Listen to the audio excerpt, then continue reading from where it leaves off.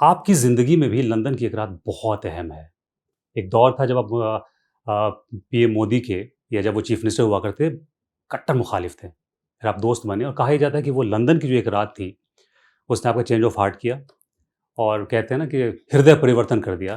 वो मोदी जी से क्या मुलाकात थी? क्या उसके पीछे रीज़न था और उस मुलाकात में क्या हुआ था? हम सब जानना चाहते हैं, लंदन की वो एक रात। देखिए, वैसे आपने जो सज्जाद ज़हीर साहब का नाम लिया वो बहुत बड़ी शख्सियत है। मैं तो तिफ़्ले मकतब भी नहीं हूँ उनके मुकाबले में। मैंने पढ़ा है उनको, जी, ग़ालिबन नादिरा बब्बर जो उन्हीं की बेटी हैं ना, जी। जो वो बहुत बड़े आदमी हैं। लेकिन आपने बहरहाल देखिए, लंदन में जो मुलाकात की जो वजह बनी थी मोदी साहब किस सन से, की बात हो गई है? किस सन में बात होती है? 2003 2003 अगस्त ओके। की बात है ये। हुँ, इसलिए कि आप हमारे सबके इल्म में है कि 2002 में एक बहुत ही ज़बरदस्त फसाद हुए थे जी। गुजरात में, अहमदाबाद में। ख़ास हुँ, तौर से अहमदाबाद में सबसे ज़्यादा वो अफ़ेक्टेड था। और मेरी जो फ़ैमिली है और जो मेरा ख़ानदान है वो वैसे कोई, और ये 2002 का फसाद पहली बार नहीं हुआ था। जी। इसलिए कि अहमदाबाद अगर आप देखेंगे तो किसी ज़माने में वो फसाद का शहर कहते थे उसको। हुँ, 69, 85, 87, हुँ, 90, 92 और 2002 तो फसाद हमेशा होते थे। हुँ, और हर फसाद में हमारी फैक्ट्री जलती ही थी। 69 में भी हर वक्त हमने देखा है। हुँ, बहरहाल फिर खड़े हो जाते थे। आग जो है हमारे लिए बाग बन जाती थी हर वक्त। तो ये जो 2002 में जब हुआ हुँ, तो उसमें भी वही हुआ कि हमारी फैक्ट्री जल गई थी, घर जल गया था, ऑफिस जल गई थी और बड़ा नुकसान हुआ था। और मैं उस ज़माने में इंग्लैंड में रहता था। जी। तो ये था कि भाई, अ, अ, फसाद जो होते थे पहले भी, हुँ, हुँ, कभी भी जो परपेट्रेटर्स ऑफ द क्राइम जो है वो कभी भी वो बुक ही नहीं होते थे। जी। लेकिन आप देखो इतने सारे फसाद हुए हिंदुस्तान में, हुँ। अगर आप हिसाब लगाएंगे पिछले 75 साल में तो हजारों फसाद हुए, लेकिन किसी को कभी सजा ही नहीं मिली है। हाँ, 90s की मुझे बात याद है, तब 42,000 रिकॉर्ड डॉक्यूमेंटेड थे। हाँ, 42,000 1990s हाँ। में ये। तो उस वक्त बहरहाल फसाद हो गया, चलो ख़त्म हो गया। और हमेशा फसाद से ज़्यादा जो है ना, आफ्टरमैथ ऑफ फसाद बोलते हैं, वो जी। बहुत ख़तरनाक होता है। हुँ, फसाद जो है वो तो भाई 3 दिन 5 दिन 10 दिन होता है, सुर्खियों में रहते हैं लोग, हुँ, या कम से कम जिनका हादसा हुआ वो भी सुर्खियों में भी आते हैं। हुँ, लेकिन जब फसाद ख़त्म हो जाता है, जी। रोज़मर्रा की ज़िंदगी है, कर्फ्यू ख़त्म हो गया, हुँ, तो असल तब होता है।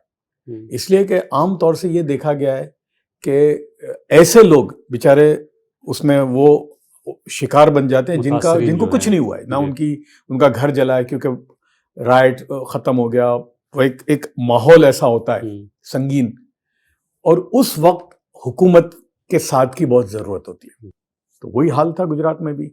55 लाख मुसलमान हैं। मोदी साहब दोबारा 2002 दिसंबर में जो इलेक्शन हुआ जी। उसमें 2/3 मेजोरिटी जीत के आ गए थे। राइट। अब कोई मुसलमान ऐसा नहीं था गुजरात में कि जिसकी रसाई गांधीनगर में हो, जो पावर पावर सेंटर है। सेंटर। क्योंकि बीजेपी में पहले ये होता था भाई, कांग्रेस में मुसलमान एमपी होते थे, एमएलए होते थे, या कोई मिनिस्टर होता था तो वो एक रब्त होता था। जी। यहाँ बिल्कुल एक वैक्यूम था।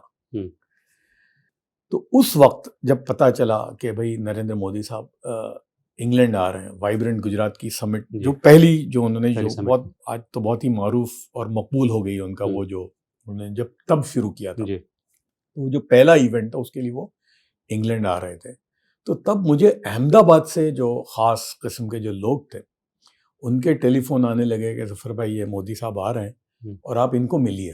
हुँ, और बोले भाई 55 लाख मुसलमान हैं, मुसलमानों के स्कूलें हैं, मदारिस हैं, हॉस्पिटल हैं, रोज़मर्रा की ज़िंदगी है, हुँ, और सरकार से आइसोलेशन में तो आप रह ही नहीं सकते, बिल्कुल। हुँ, एक वैक्यूम है। तो हुँ, यार आप एक बात मिलिए।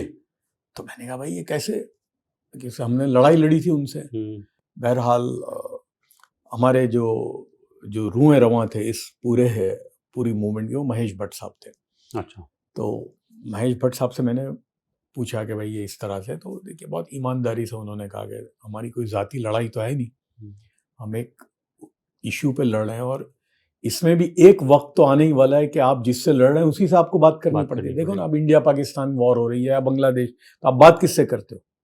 कोई तो तीसरा नहीं आता, आपको बिल्कुल, उन्हीं से बात बिल्कुल। करनी पड़ती है। इजराइल फलस्तीन, हम्म, अल्टीमेटली कभी भी कुछ भी होगा तो ये फलस्तीनियों को इसराइलियों के साथ बैठना पड़ेगा। बिल्कुल।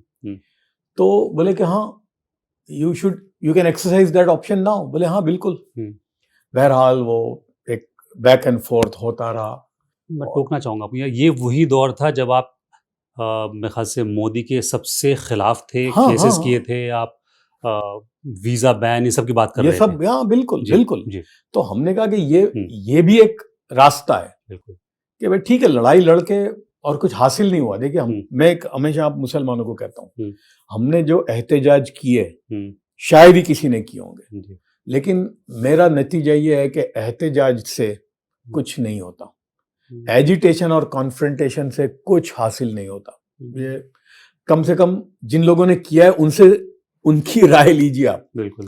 कोई हुकूमत दुनिया में आपके एहतजाज से कभी नहीं झुकती, बिल्कुल नहीं। कई बार तो फ़ायदा भी होता है।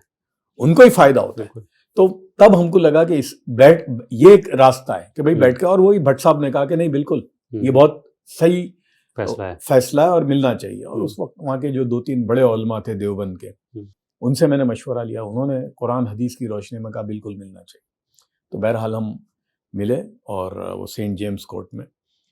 तो मोदी साहब की एक बात है जो आपको माननी पड़ेगी कि हालांकि हम तो उनसे लड़ाई लड़ रहे थे और सारा सब कुछ मंजर आम था, जी, लेकिन उन्होंने जो पहला, वो बोलते हैं ना ब्रेक ऑफ आइस बोलते हैं जी। अंग्रेजी में, हुँ, कि उन्होंने ऐसा कर दिया कि बिल्कुल गले लगा के हुँ, लेकर गए अपने कमरे में।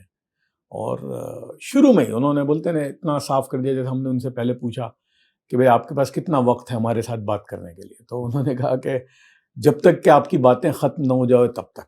हुँ, फिर मैंने एक और बात कही उनको कि सर आप 5 करोड़ गुजरातियों की बात करते हो, तो हुँ, जमाने में करते थे ना, जी। मेरे 5 करोड़ गुजराती, हुँ, तो उसमें क्या हम ये 50 लाख हैं? हुँ, तो क्या हाँ हो। उस पर उन्होंने बड़ी, तो बहरहाल हमारी बहुत ही 2-2.5 घंटा उनके साथ सारे मसले जो उस वक्त वहाँ के थे हुँ, हमने उनके सामने। और उन्होंने कहा कि बताओ क्या मसला है, और अपना नंबर दिया मुझे कि भाई, और ये मुझे अभी तक याद है उनका वो डायलॉग कि यार ठीक है वोट मत दो मुझे, चीफ मिनिस्टर तुम्हारा भी हूँ यार, काम तो कराओ मुझसे। हुँ, भले 50% वोट से, 51% वोट से मैं जीत के आया हूँ, 49% ने मेरे को वोट नहीं दिया, हुँ, तो मैं तो उनका भी चीफ मिनिस्टर हूँ। राइट। बोले सियासत में, जो डेमोक्रेसी में ये होता है इलेक्शन के पहले, हुँ, बाद में तो अगर जो बन गया वो सबके लिए, हुँ, तो आओ तो सही यार मेरे पास। तो बहरहाल वो एक रास्ता बना कि जो आदमी इतनी साफ गोई से बात सुनने के लिए तैयार है, वो कहता हुँ, है लेके आओ मसले। हुँ, और उसने ये भी कहा कि ये जो हुआ है, जो 2002, ये अब कभी नहीं होगा। और दूसरा, इंसाफ मिलेगा, यानी जो परपेट्रेटर्स ऑफ द क्राइम जो है उनको बिल्कुल सजा मिलेगी। और वाकई मैं दोनों बातों की उनकी बात सच्ची निकली, इसलिए कि उसके बाद फसाद बिल्कुल नहीं हुआ हुँ, आज तक। और बहुत सारे 450 से ज्यादा हिंदुओं को सजा मिली। हुँ, तो कहने की बात यह है कि हमने एक, उसका लब्बे लवाब यह था कि भाई जिसकी हुकूमत है हुँ, उनसे अपना ताल्लुक होना चाहिए। और वो हमने बाद में, मैं फिर बाद में इंग्लैंड से मैं वापस आया जी। 2005 में, हुँ, तो वो सिलसिला हमने उनका, जब तक वो रहे गुजरात में 9 साल, हुँ, बराबर मुसलमानों के मसले हम उनके सामने रखते थे, और अल्हम्दुलिल्लाह वो सुनते थे, और अक्सर काम उन्होंने करके दिए।